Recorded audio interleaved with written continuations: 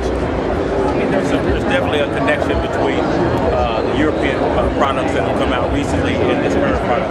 But I think if you look at it, lines are a little bit more relaxed, lines are a little bit more sculpted, a little bit more agile, a little bit more athletic than you see in some of our European products. But I think that the overall aspiration of the car was that we wanted a much more sculpted, a much more bolder shape than we've ever had on Toyz before. I think if you look at the overall shape, it is totally reskinned from the current Toyz today. It is still a D-size product. It still has a very similar wheelbase, but you will notice that the car has a much more athletic stance. It has a different roof height. It has a different wheel placement in terms of body to wheel relationship.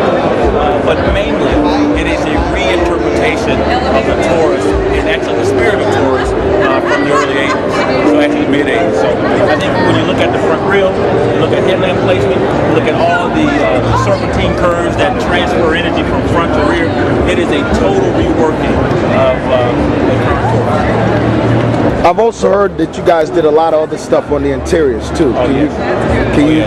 Well, the interiors are brand new too. You know, like Mama used to say, you know, it's not just the outside that counts; it's what's on the inside. Can you show us some of what's going on inside? Yeah. All right.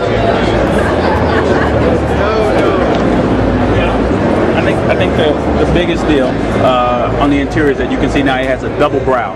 And essentially what that means is you have much more of like a Mustang kind of like feel on the IP, and then these lines actually flow from IP to console, and it actually creates a unique space for the occupant.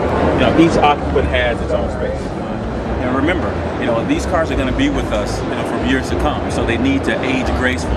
So you can see a lot of attention went into the lines and the flowing of the lines, so that, you know, in a couple of years the shape will still be relevant, the shape will still be beautiful. I mean, you can see, if you look at the actual tail lamps and the graphics, you can see cars of Fords of old. I mean, it reeks of LTD, it reeks of previous Tauruses actually, with just how there's a red shape with a white island in between it, and then of course with the chrome accent, which is a touch of class that we've added that they didn't have before.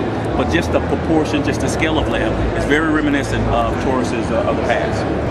So for young aspiring individuals who would want to get an opportunity to design cars and actually see millions of their work, millions of copies of their work on the streets, how could they get in? What advice can you give them on how to get started? The biggest advice to give anybody who wants to be a car designer is to love to draw.